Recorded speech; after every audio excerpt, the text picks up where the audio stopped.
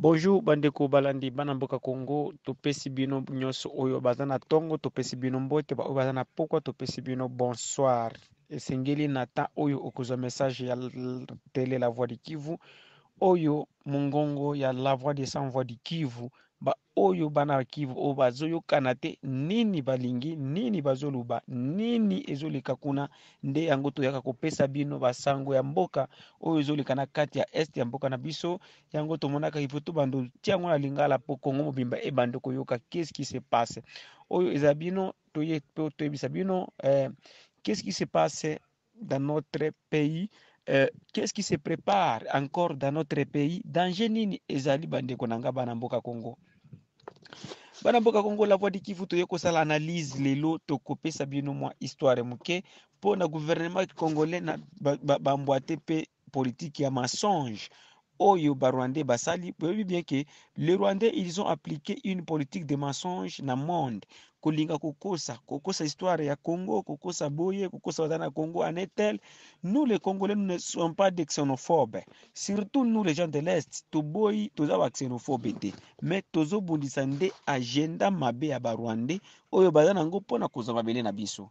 Mes chers compatriotes, nous les Congolais en soi, toza batu moko oyo toyambaka mopaya Congolais nature na ye ezala province nini okende na Bandundu okende na Bakongo okende na Equateur okende na Kasai okende na Katan okende wapi Congolais ayambaka mopaya atiaka mopaya à l'aise mais bapaya oyo biso toyambaka ba Congolais ndeko na ngai nde lelo bakomeli biso mabe.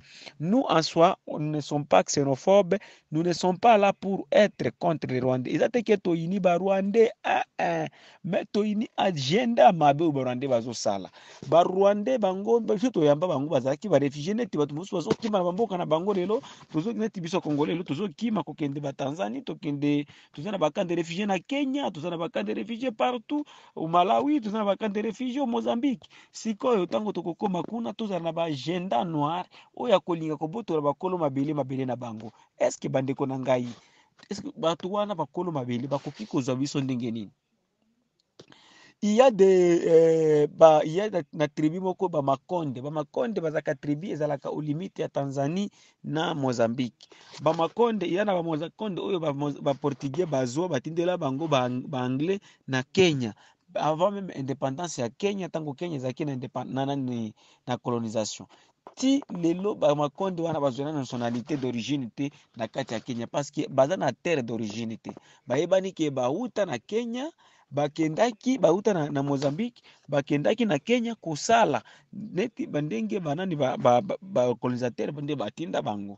Lelo biso pe na Congo na biso ba Rwandais baya mutu nyonso ayebani histoire eza bien malgré que bazolinga ba falsifier histoire na biso. Ba Rwandais bayebani ke bayaka baza bapaya baza ba étranger bayaka na kati ya Congo. Bavie Mobutu bakufa bango nyonso bayebi ke non Congo nani Rwandais aza mopaya aza na droit kosala eloko boye te aza na droit kosala eloko boye te mais na ntango oyo ba Rwandais bakomi ba généraux ba ministre bakomi ba député kutu na kati ya parlement ya biso ya Congo. Tala un Rwandais qui est venu dominer tous les Congolais na kati ya Assemblée nationale bandeko na ngai. La voix du Kivu tokamwe ebele tokamwe. Nous avons 500 députés. Mais un Rwandais qui se permet de diaboliser Banamboka, ya kosenga baya ko massacrer ko exterminer Banamboka, ce Rwandais là son nom c'est Moïse Nyaruka. Mais les mêmes Rwandais wana ba député nyonso 499 députés ya Congo ya Congolais bandeko nanga eloko kokamwa. Na swali balubaka ke nani ukishangana ya Musa utaiona Firauni. Donc soki okamwe na eloko ya nani ya Moïse okomona ya Farao nde yango oyo vraiment tozomona.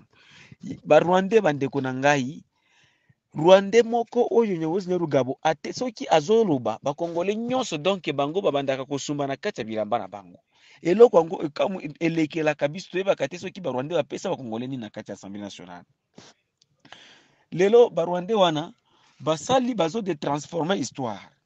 Après qu'on de transformer l'histoire, tant que yaba bango, bafandi, ba Rwandais wana bandi basali ba coalition na mboka na bango kuna na Rwanda, Burundi, Uganda, Somalie, Ethiopie po basala guerre ya agression.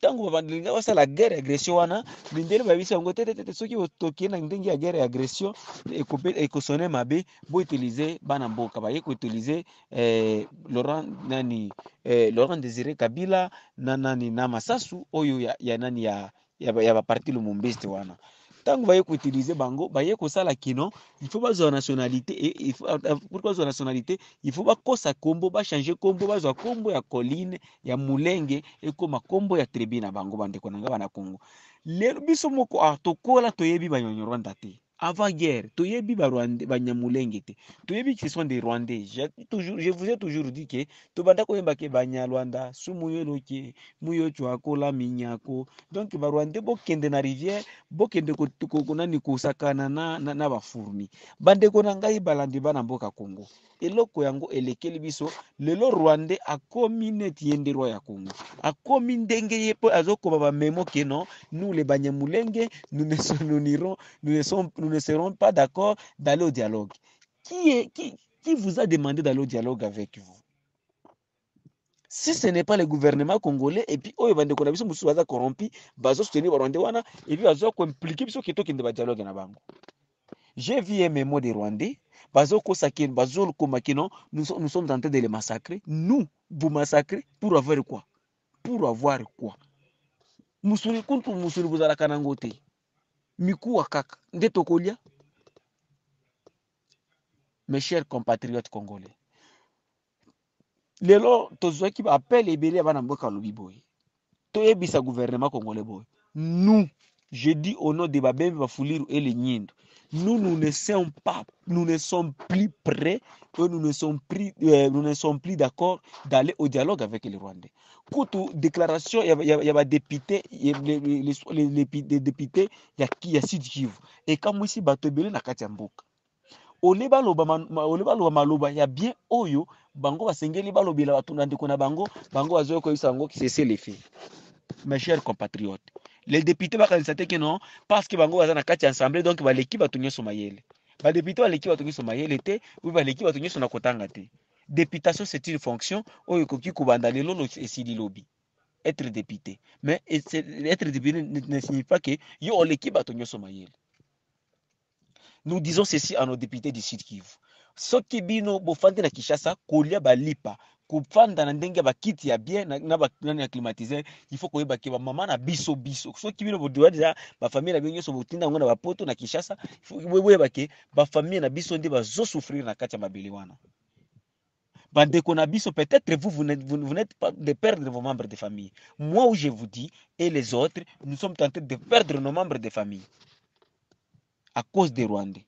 Les Rwandais lelo basali nani akubanda kubuma biso donc soki mama ke bilanga babomi mutu na bilanga soki mutu akie na mai babomi mutu na mai alors vous permettez ya oyo ya koya kotanga memo na soi-disant déclaration ya bino ke déclaration commune de députés provinciaux non ndani kutu avota bino vous étiez nommé par Corneille Nangaa nani avota bino nyoso majorité kuna nani avote bino.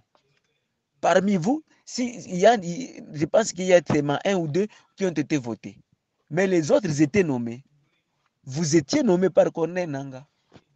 Yango tokobanda koloba siko déclaration na bino ba député ya Sud Kivu esali biso colère et pesi biso colère. Hiyo déclaration yenye mulifanya ba député ya Sud Kivu. Hatujui kama nani mwenye aliwaroga.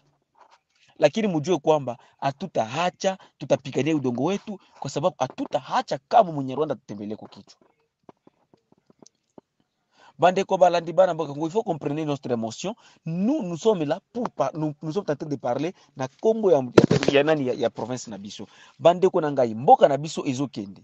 Yango tozo yo kosala émission oyo ko interpeller ba congolais nyonso. 4 coins du Congo. Totelema. Congo et Congo parce que nous avons na kati na superficie na biso ya munene wana de ezo pesa respect na biso. Soki Congo e kabwani neti suda bandeko na ngai tokosambwa.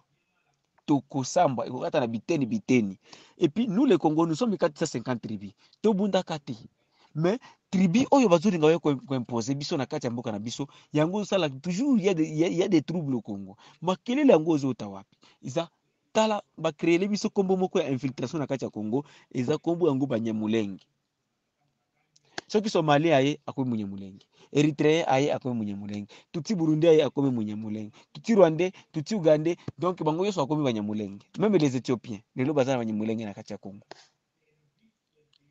Bana mboka Congo toloba nini toloba te. Mes chers compatriotes, ba oyo lelo ba politiciens congolais na ba oyo nyaruga bazoleka lelo ko diaboliser Maïmaï. Ni tete le Maïmaï, nani lelo lingalo ba kino unité à Congo. Ni tete le Maïmaï, est-ce que Bolinga pour le dialogue à San City? C'était prévu au mois de novembre 2001, qui prévu que ba diviser Congo, ba balkaniser Congo. Les mêmes les Moïse Nyarugabo et les Azarias Rubero avec leur RCD, bangonde bande ko terminer ba to kino, tango ba to ko kima ba balkaniser Congo. Mais ce sont des Maïmaï qui avaient défendu notre terre. Bande ko soki yo okubwakela so yepe Maïmaï, ngai na kozala toujours reconnaissant na eloko Maïmaï asalela ngai, na eloko Maïmaï bondela ngai, na eloko Maïmaï ba offrir nani ba pesa ki makila na bango pona kubondela mboka na biso, même li papa ya pamba na pesa ka bango yango. Na bando financer bango. Papa Maïmaï babandaki bitumba na banzete na ba flèche. Lelo bakomi na ba armes. Qui les a donné les armes? Ils ont armes ba Rwanda bango moko banda o memake bakoboma batu biso ya Congolais de bana mboka babundi tango babundi babotoli bango ba armes wana. Est-ce que Maïmaï azana mbongo kosomba armes? Maïmaï azana lobbying.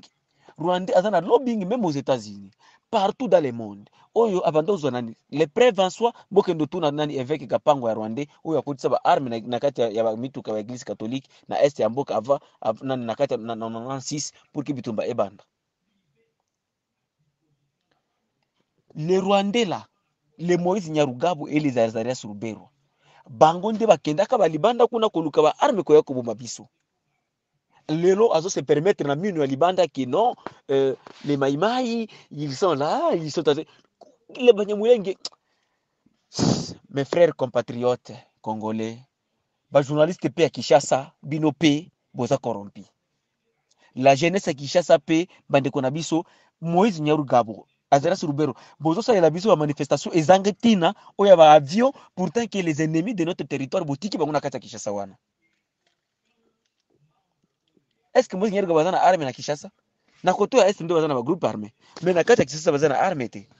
Pourquoi beaucoup ça manifestation que non nous demandons nous donnons 24 heures tous en besoin comment on rendre na Kinshasa manifestation nous les jeunes de parti Songolo to se pela kutu ole bando sa la biso manifestation ba avion oya ba biloko moko ezangetina. Bana mboka Congo lelo lisusu ke opération mixte Rwanda lisusu aya ko massacrer aya ko violer aya ko yiba ndenga yibaka ye na Uganda parce que bazui déjà système na bango ya koloba ke non Rwanda za na effectif ya combien pour que azo ba soda yeza oyo waza fort pour ko ta yoko yako bontela biso soki gouvernement congolais za na besoin ko traquer ba troupes étrangères boza tozana nani est-ce que na kati ya province ya nani ya ba Congo nani Mobulu ezali na kati ya province Équateur est-ce que Mobulu ezali à Lubumbashi est-ce que Mobulu ezali zoba policier déployé bisika wana zoba soda baza bisika wana tinda bango na front bako bundisa. Nous avons une armée qui est très forte mes chers compatriotes mais parce que bango politique ya Congo bazo diaboliser